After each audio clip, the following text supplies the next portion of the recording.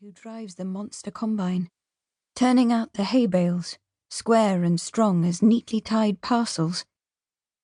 The old farmhouses with their great barns and outbuildings were strung along the 5 miles of coast, like uncut stones on a rugged necklace, so that there was no telling where the fields of Penfolder finished and those of the next farm started. And so distant were the combines that it was impossible to guess at the identity of the men who drove them, or the tiny figures who walked behind, forking the bales into rough stoops to stand and dry in the midsummer sun. She was not even sure that he still lived here, that he still farmed Penfolder, and yet could not imagine him existing anywhere else in the world. She let her mind's eye, like the lens of some great camera, zoom down onto the busy scene. The figures sprang into focus, huge and clear, and he was there, high at the wheel of the combine harvester, shirt sleeves rolled back from brown forearms, his hair tousled by the wind.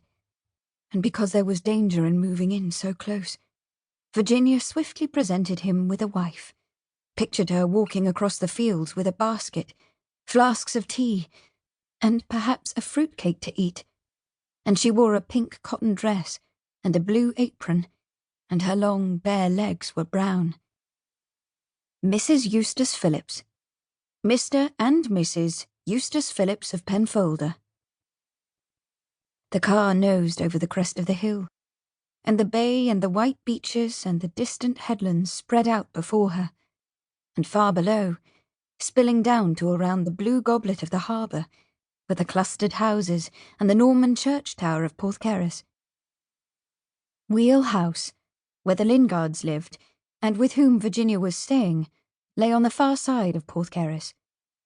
If she had been a stranger, new to the district and visiting it for the first time, she would have followed the main road which led right down into the town and out the other side, and consequently become hopelessly ensnared in crawling traffic and hordes of aimless sightseers who spilled off the narrow pavements or stood about at strategic corners, sucking ice creams, choosing postcards and gazing in shop windows filled with brass piskies and pottery mermaids and other horrors considered suitable as souvenirs.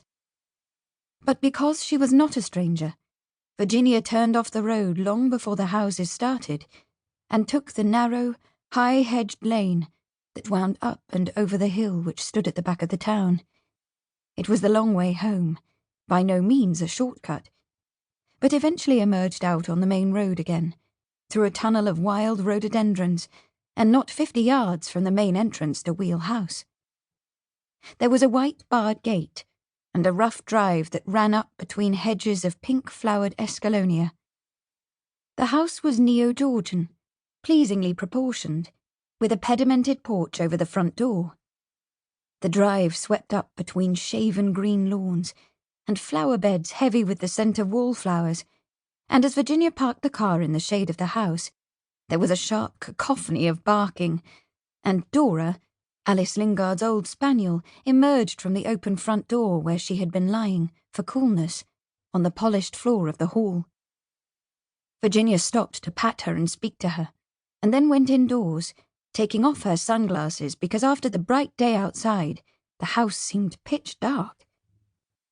Across the hall, the garden doors stood open onto the patio, which, facing south and trapping all the sun, was a favourite spot of Alice's in all but really wintry weather. Today, because of the heat, she had unrolled the split-cane awnings, and the bright canvas chairs, and the low tables, already set out with tea things, were narrowly striped by the shadow patterns which they cast. On the table in the middle of the hall lay the afternoon's mail. 2 letters for Virginia, both with London postmarks. She laid down her handbag and her glasses and picked them up. One from Lady Keile, and one from Cara. The italic letters, which she learned at school, were painfully formed, dearly familiar. Mrs. A. Keile, care of Mrs. Lingard, Wheel House, Porthcaris, Cornwall. No mistakes, no misspellings. Virginia wondered if she had managed by herself, or whether Nanny had had to help. With the letters in her hand,